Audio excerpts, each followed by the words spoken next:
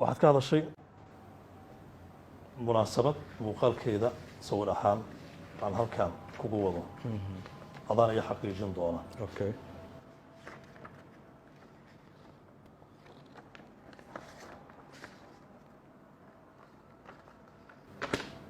muuqaalkan waa adiga yes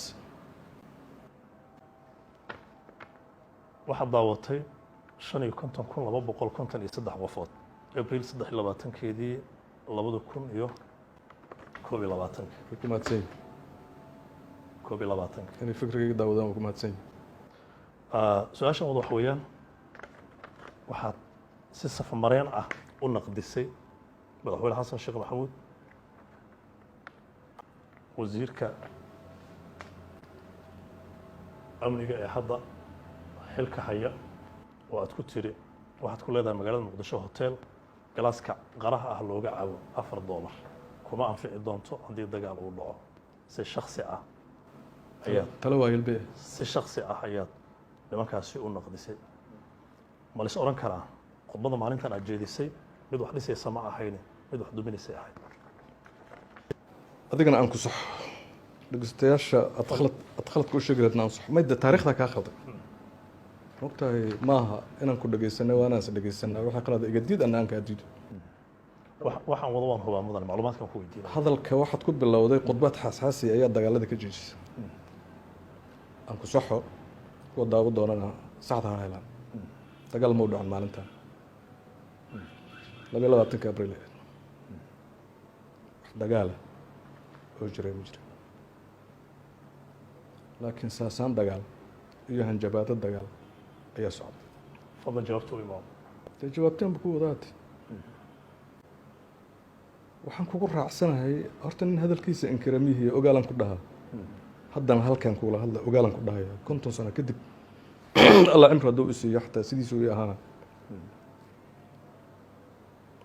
khudbaddii meesha aan ka jeediyey waa badneed laakiin inta aad ka qaadataan kaala soo qaadanaya yes waa jirta kicin dadweyne ma ahayd maya kicin dadweyne qolada kala wada hawiye haddaan nahay waxaa ka horreeya khudbad shir ka dhacay hotel jazeera waxaa ku xiga shirka hotel royal qolada hotel jazeera ayaa waxay yidhahdeen dagaalan gelaynaa haddaan ree habelnahay madaxtooyadan ku daadanaynaa sidaa iyo sidaasaan yelinaa shirkaasuu ka jawaabay ninna adiguna ma inkiri kartid kaasuna wuxuu watay magac qabiilo hawiye kana wuxuu watay magac qabiilo hawiye ninna lagama ahayn oo labada qoloba u ahaayeen anigu waxaan sheegay dagaal inaan laga faa'iideyn nin ka faa'iidaan uusan jirin specific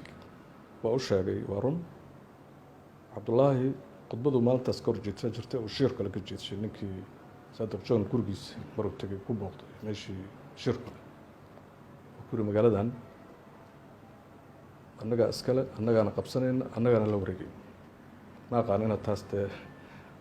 raadiyo ma dhegeysatid hadalkayga dhegeysatan ma aragta inaadan dhegeysana laga yaaba laakiin tan aad dhegeysatid waxaan kuu sheegay taasaan ka jawaabay aan gorto cabdullaahi waa sax waxaan ku yidhi cabdullaahi yow in dagaal dhaco iyo koob qaraa in $4 la gado iskuma helaysid intaad qofta igu khilaafi karto waana la dagaalami karaa magaaladana waa la gubaa qaruhuna $4 jooga dhihi karta doodaad waa ii furan tahay waa ama hadda adigu qabtay ikee horkeen ama ay sheeg amba aad ikeen taas waa mid taas saasaan ka iri welina waa qaba haddii dagaal dhaco qara $4 lama geli intadan meel kale u gudbin isla tan waxaa jira farqi u dhexeeya waxa la yidhaahdo siyaasad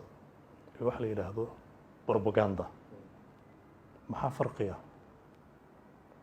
oo aad adigu u kala adeegsataa labadaasi waxaad isticmaashay maalintaas ma taqaanaa waxay yihiin intaan aqaano ayaan ku celinayaa maalinkaasna waan meel qabay ogaal baan ku dhahay haddana waa ku dhahaya weliyaan dhahaya in la dagaalamo iyo koob qaraa in $4 la gado layskuma helayo weli qolada dagaalka qabta ha ogaato waxa lagugu naqdinayo mudane waxaa ka mid ah adigu igu naqdi siyaasadda waxay leedahay ethic ama akhlaaqiyaad in qof businesskiisa iyo shakhsiyaddiisa aad wax ka sheegto ku naqdiso adoo sawirkaas ka weyn heli karaa miyaysan dhaliil kugu ahayn waa ra'yigaaga shakhsigaaga qofka ama ganacsada ha ahaado amba doctor culumta caafimaadka jaamacadaha ka dhiga ha ahaado waxa uu asagu dhaho haddaanay fiicnayn wax ka fiican hadduu ka khaldan tahay in la soxo sixid bay iga ahayd welina waa saxya waxaan ku dhahay cabdullaahi shiir kale wuxuu ka yidhi magaalada annagaa iskale waana qabsanaynaa magaalada in la kala qabsado inaan ganacsiga dhex soco karna sheego dadka uu ganacsiga weyna isagu uu ka mid yahay taa haddaan ba weli ku leeyahay marka haddii adiga kula tahay in magaalada in la qabsado ay ethics tahay amba akhlaaq siyaasiya ay tahay weliba isagoo xildhibaan qaran u ah adiga taa haddii akhlaaq siyaasiya kula tahay wararka joog dadka ugu danta badan aad ku jirtaa magaaladan dantaada ha burburina ay akhlaaq xumo kula tahay ma uga dartay dee weliba haddaan xiisadii taagneed ee muqdisho markaad intaa ka sheegtay warbaahinta meel maxfal ah oo 50 daawadeen ma uga dartay mase waxbaad xalisay waan xaliyey waa laga yaabaa in qaar badani fahmeen oo fahamsanayn inaan dagaalka lagu faa'iidin waayo dadka qaar badanaa ku jiro dagaaladii magaaladan say beri ahaa jirto ogaa haddii lagu dagaalamana siday noqoto ogaa marka anigu dagaal aan dhicin maalinkaas aan ka digay hadduu dhaco waxa dhaca ayaan sheegay welina sidiyaan qabaa dagaal hadduu dhaco inaan nolol iyo ganacsi iyo aqoon waxbarasho midna aanay imaanin weliyaan qabaa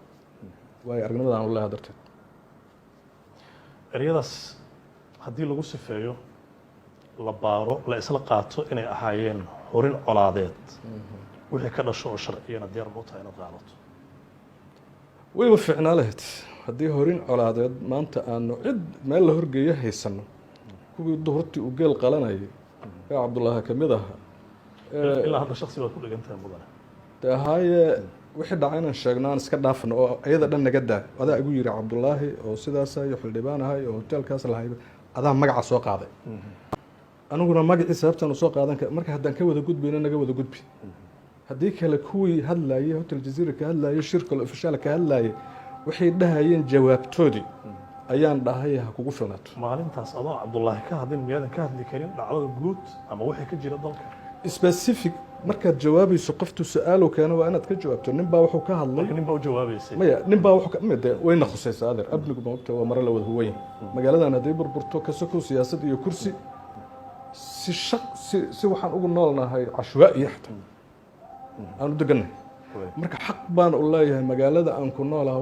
waxa u daranoon u fiicneen cid kastoo wadaa inaan shaksi hebelow naga daa inaan idhaah xaq baan u leeyahay wax magaalada dadka kale aysan u gelin oo manfacaadood u gasho adigoo si gaara ay ku taabanaysa maxay tahay dadka kale haddaanay garan in dagaal wax baabi'inayaan waa garta ilaahay baa fahamsi in dagaalku wax baabi'inayo dadka kale haddaanay garan ayagoo ugu hanti badan ugu ganacsi badan kuraasta ugu waaweyn haysta hadda kuraasta inay sii helaan raba haddaanay garan haddii laysdile reer laysu dilo haddaanay garan anigu waa garta garashaan ku hadla welina difaacaya